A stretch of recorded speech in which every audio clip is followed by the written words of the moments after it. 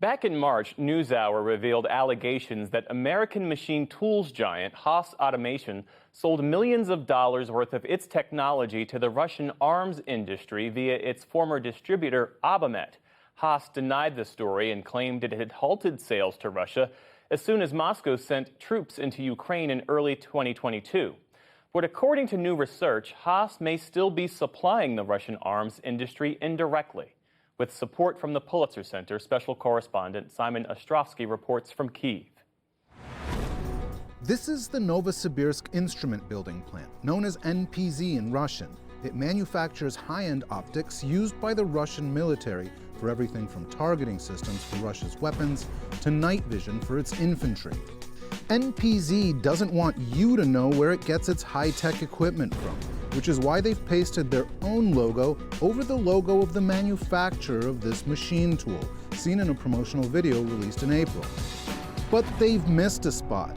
Zoom in here and you can see the distinctive red H above the control panel, identifying it as a computer numerical control machine tool made by Haas Automation of Oxnard, California.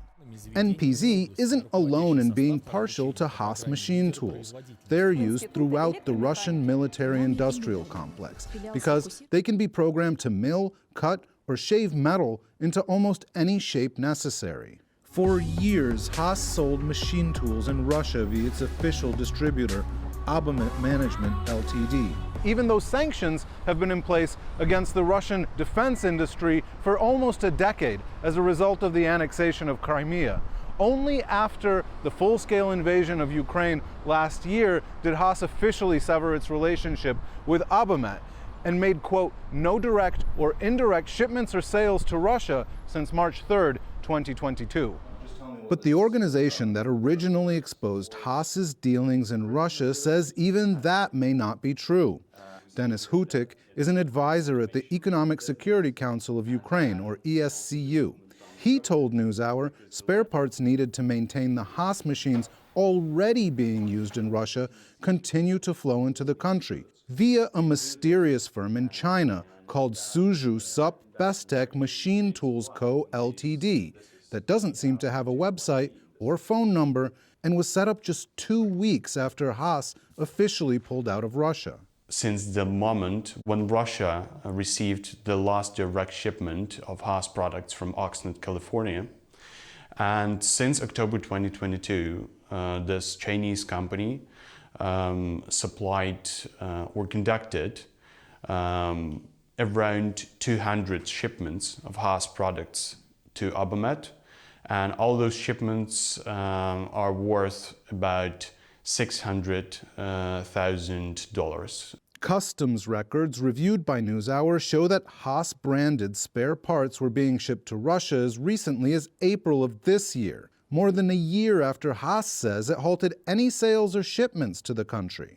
Many of the spare parts appear to be made specifically for a Haas model VF2YT machine tool, one of which, according to Russian state procurement records, is owned by the NPZ plant in Novosibirsk, 2,000 miles east of Moscow. Further procurement records show the NPZ plant is one of Abamet's clients, meaning it's possible the spare parts sold via China were special ordered to maintain the Haas machine at NPZ, whose owner Rostec has been subject to U.S. sanctions since 2015. Человечество давно знает, что голыми руками не добиться многого. NPZ didn't always obscure the logos on its equipment. In this promotional video it released 7 years ago, several Haas machines are featured to highlight how modern the factory is, including the VF2YT, which is capable of shaping materials as tough as steel. Нам нужны особые инструменты. Then, in 2018, NPZ announced on Russia's official state procurement marketplace that it needed a replacement engine for the VF2YT, illustrating how reliant Russia's arms industry was on after-sales support. In that instance, the Fischer-Spindle Group of Switzerland supplied the motor.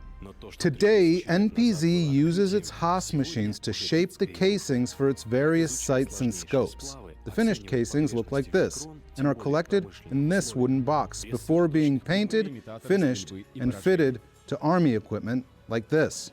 These instruments are supplied to the Russian army, fitted to tanks, armored vehicles, and small arms in Russian factories and also exported. The applications are endless, and so seemingly is the list of Russian defense firms that use Haas equipment bought over the years. This is RPBK. They make flight control systems for attack helicopters. This is NII Vector, which makes electronic surveillance systems for the Army and Navy. And this is Elektropribor and Penza, having its Haas machines disinfected during the COVID pandemic. They make communication systems for the Russian military. The list goes on. That's why Ukrainians have been pushing U.S. enforcement agencies, like the Office of Foreign Asset Controls, or OFAC, to act more aggressively against American companies whose products continue to flow to the Russian arms industry. I think that most certainly the OFAC does have very powerful tools at its disposal to make sure the enforcement of sanctions. So I think that you just have to unleash everything you have.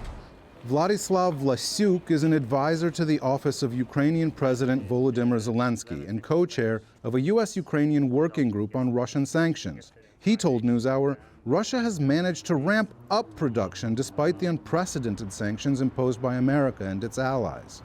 The partners which we've been dealing with on sanction matters are quite disappointed about our recent findings. They've been doing putting a lot of efforts into stopping this, and now we are telling that this has not stopped, and I think you know that the rate of production, as we consider, is just doubled. And I think that this is quite obvious now that much more has to be done. The Biden administration says it's acted forcefully to restrict the Russian arms industry's access to technology it needs to sustain its war machine, like setting sanctions on Russian companies and export controls on American firms. But what have the agencies that set the rules done to enforce them? 4 months after NewsHour exposed the allegations that Haas was violating those rules, the U.S. Treasury and the Department of Commerce wouldn't say whether they're investigating the company or planning to levy a fine. We reached out to Haas to inform the company that its equipment continued to be shipped to Russia via the Chinese intermediary company. They didn't agree to an interview, but said in an emailed response that they had no records of sales to the entity and that any sales to Russia were being made by third parties in contravention of Haas policy. If that company is selling genuine Haas parts, it does not appear to have acquired those parts from Haas. Haas voluntarily terminated its relationship with its sole distributor for Russia and Belarus, Abamet Management, on March 3, 2022. Haas has not conducted any sales or shipments of parts to Abamet or anyone else in Russia since that date. Haas has repeatedly told us it, quote, voluntarily stopped doing business in Russia last year after the full-scale invasion of Ukraine. But sectoral sanctions have been in place against the Russian arms industry since 2014, and Abamet's sales of millions of dollars worth of Haas equipment to Russian defense firms between 2014 and 2022 plainly helped Moscow rearm ahead of its unprovoked aggression. Oh my God. I don't need any of this. Haas's past sales in Russia aren't the first time its dealings with the country have landed the company in hot water. Haas owns America's only Formula One racing team, which was prominently featured in the popular Netflix series Drive to Survive. Haas drew criticism for a sponsorship deal with Russian fertilizer giant Uralkali, whose owner, Dmitry Mazepin, is known to be close to Russian President Vladimir Putin. The deal meant putting the Russian flag on Haas race cars and putting Mazepin's son Nikita in the driver's seat. You know what? Actually, everyone kills me Maz. Yeah, that's pretty strange. Haas only canceled the sponsorship and fired Nikita Mazepin after Russia's full-scale invasion last year, and both father and son were subsequently slapped with personal EU and UK sanctions.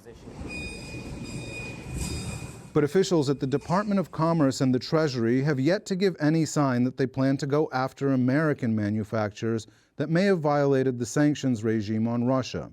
Nor is there any sign that they plan to add Haas's former distributor, Abamet, to their list of officially sanctioned entities. For the PBS NewsHour, I'm Simon Ostrovsky in Kyiv.